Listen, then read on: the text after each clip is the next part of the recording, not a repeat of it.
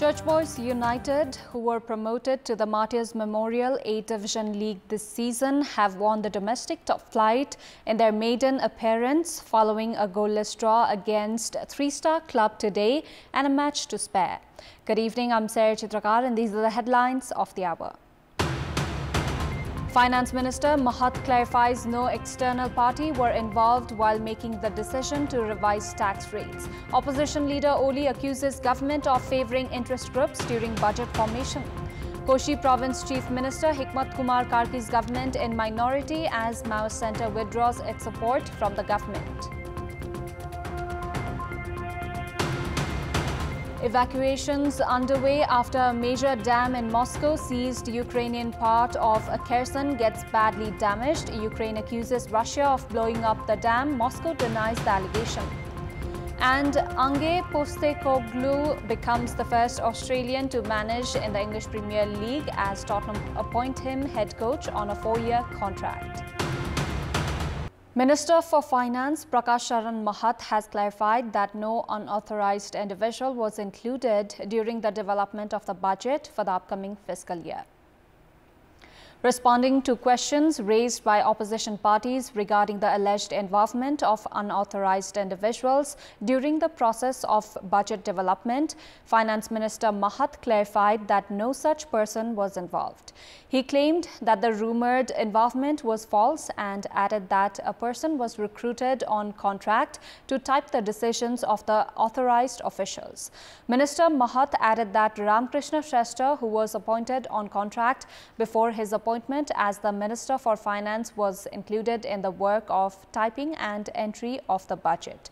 Prior to that, parliamentarians of CPN UML, Rashtriya Swatantra Party and Rashtriya Prajatantra Party, among others, had demanded answers from the government in this regard. They had also demanded for a parliamentary probe into the matter if the government response was not satisfactory. Following the response from the Finance Minister, discussions on the budget were held at today's meeting of the House of Representatives. KP Sharma Oli, chairperson of main opposition CPN UML, said that the budget aimed to benefit a few entities. The House meeting, previously scheduled to begin at 11 a.m., was pushed to 1:30 p.m. by House Speaker Devraj Khimire after opposition parties had prepared to obstruct the House meeting.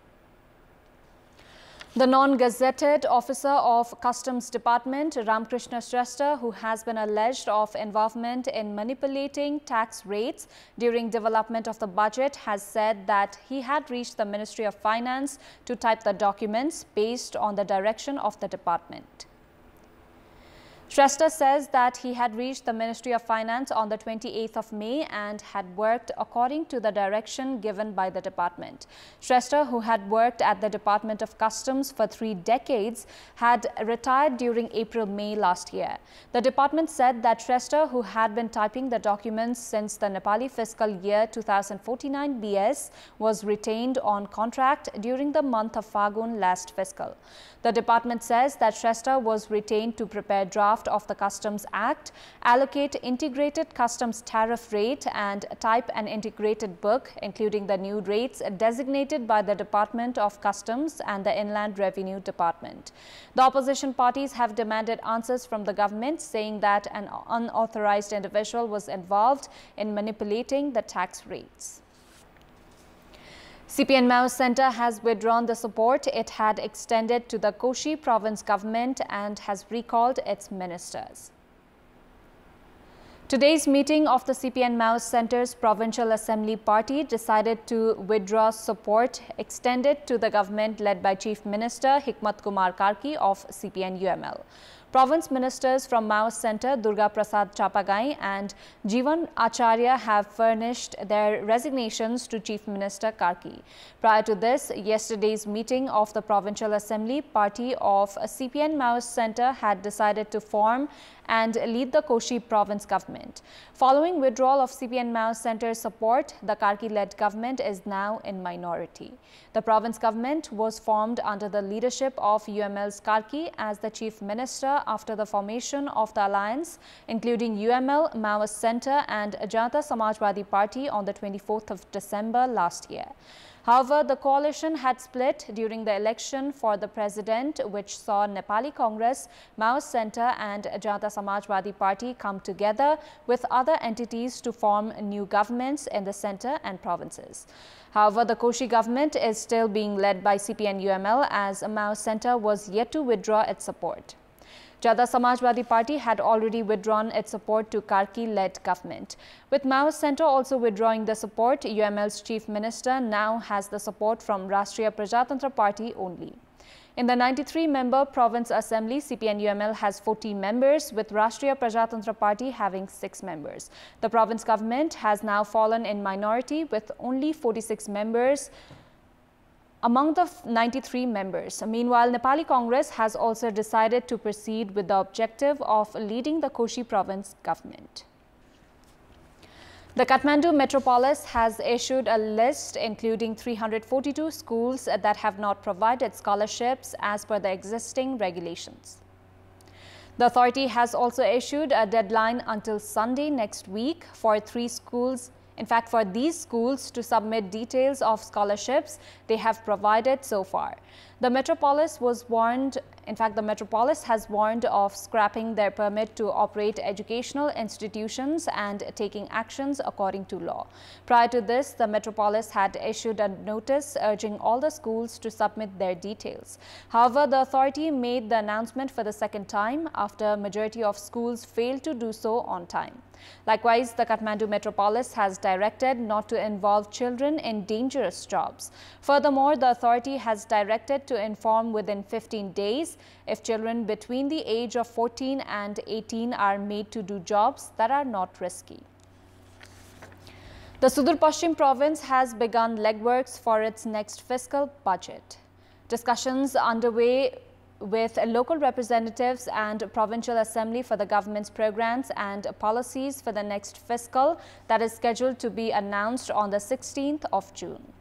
Meanwhile, leaders and cadres of various political parties have been frequenting Dhangadi to ensure budget for their regions. Many are making rounds of the Ministry of Economic Affairs with budget plans for bridges, embankments, roads and irrigation facilities, among others. Members of the Provincial Assembly have opined the Sudur Pashchim province needs to address issues of poverty and unemployment and have called on the government to avoid distributive budget. The provincial government has assured that the budget would incorporate suggestions from provincial assembly members and local representatives. It says the budget will include plans to raise agricultural production, promote tourism, mine industries and completion of ongoing projects. Meanwhile, locals say the provincial government in its previous years had issued budgets without a long-term vision and hence were ineffective. This time, they have suggested the government to prioritize ending poverty and unemployment. Livestock farmers in Sunsari have been provided compensation for their losses caused by bird flu during the Nepali fiscal year 2079-80. The Veterinary Hospital and Livestock Service Expert Center, Sunsari, said that concerned livestock farms have been provided compensation worth 11,831,000 rupees for their birds killed in a bid to control bird flu. A loss of 157.3 million rupees had incurred in various local levels of Sunsari last year due to bird flu. Kathmandu University School of Medical Sciences has begun academic classes of Masters in Physiotherapy for the first time in Nepal. Considering the increasing necessity and demand for specialists in physiotherapy, Kathmandu University School of Medical Sciences has begun the classes of Master in Physiotherapy. There are only 5 quotas for the program as it is a specialization course of medical education. Prior to this, students pursuing the course were compelled to study abroad, including in India. The course of physiotherapy, which is considered significant for treatment of patients with paralysis among other ailments, is of 2 years. While the fee for the course is more than 1.5 5 million rupees in other countries. It is being offered by the Kathmandu University School of Medical Sciences at around 700,000 rupees. The university has been offering bachelors in physiotherapy for more than a decade. District Administration Office Sunsari has prohibited smoking and consumption of other tobacco products in public places. The administration has prohibited smoking cigarettes and consumption of other tobacco products in public places. According to Sunsari administration, smoking has been banned at public places based on arrangement for ensuring effective implementation of the act related to tobacco products. A couple has been found dead in Majua of West Nawalparasi's Pratappur rural municipality. They've been identified as 50-year-old Tilak Raj Bhediyar and his wife Nirmala. The local police say the couple were killed with a sharp weapon and that investigation is underway. Trained dogs have been deployed in the area to support in the investigation. West Nawalparasi has reported of 3 murders this week alone. Time now for our segment, Public Pulse, where you text us with your opinion. Public Pulse. Here's the question: why has the arrangement been introduced which allows those without an academic background in teaching subject to appear for teachers' license examination? The options are A, to enhance quality, B, lack of human resource, and C, wrong intentions. Voting is on. Type any WS, select your option A, B or C and send it to 34001 to share your opinion with us. Time now for international update.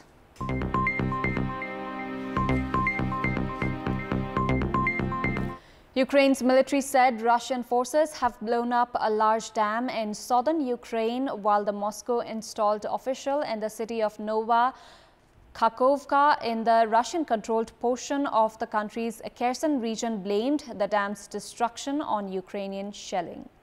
Officials in Kyiv accused Moscow on Tuesday of destroying the dam in a panic in order to slow down a Ukrainian counter-offensive, saying the consequences of Russia's actions were already catastrophic. The Southern Command of Ukraine's armed forces said the scale of destruction was being assessed as Ukraine's military administration for the Kherson region called on people to be ready to evacuate from villages on the right bank of the Dnipro River ahead of expected flooding. Alexander Prokudin, head of the Kherson military administration, said on social media that about 16,000 people are in the critical zone on the right bank of the Kherson region, and added that there was already flooding in 8 areas along the Dnipro River. Ukrainian President Volodymyr Zelensky called an emergency meeting of the country's National Security Council following the attack at the dam, said Oleksiy Danilov, Secretary of the National Security and Defense Council of Ukraine. Zelensky later accused Russian terrorists of destroying the dam and said the outrage confirms for the whole world that they must be expelled from every corner of Ukrainian land. The dam, 30 meters tall and 3.2 kilometers long, was built in 1956 on the Dnipro River as part of Kakhovka hydroelectric station. The Kakhovka Dam, the one furthest downstream, is controlled by Russian forces and contains an 18 cubic kilometer reservoir which supplies water to the Crimean Peninsula, which was annexed by Russia in 2014, and to the Zaporizhzhia nuclear plant, which is also under Russian control. Iran presented what officials described as its first domestically made hypersonic ballistic missile today, in a development likely to heighten Western concerns about Tehran's missile capabilities. Named Fateh, the missile was unveiled at a ceremony attended by President Ibrahim Raisi and commanders of Iran's elite Revolutionary Guards Corps. Hypersonic missiles can fly at least 5 times faster than the speed of sound and on a complex trajectory, which makes them difficult to intercept. Last year, the Islamic Republic said it had built a hypersonic ballistic missile which can maneuver in and out of the atmosphere. The Coast Guard of the United States, Japan and the Philippines held a trilateral maritime exercise in the South China Sea today, the first such maneuvers between them. Held in waters of Bataan province, officials said over 500 Coast Guard personnel from the three nations participated in the exercise, which included counter-privacy stimulations and an interception exercise involving a vessel carrying weapons of mass destruction. Japan, Australia and the United States have frequently condemned China's militarization in the South China Sea and have sought to engage closer with U.S. ally the Philippines since Ferdinand Marcos Jr. took over as president last year from pro-China predecessor Rodrigo Duterte. Time now for sports update. Sports news. Church Boys United, who were promoted to the Martyrs Memorial A-Division League this season, have won the domestic top flight in their maiden appearance, following a goalless draw against Three-Star Club today and a match to spare. In the match played today at the Dashrath Stadium, league leaders Church Boys were held at a goalless draw by Three-Star Club. The draw was adequate for Church Boys to be crowned champions as second-placed Machindra, despite having a game in hand, are 6 points behind. Church Boys will play their former B-Division rivals Kumaltar in their last match of the season on Friday. That's all for the moment. Our next English bulletin will be at 10:30 tonight. Thank you for watching. Bye for now.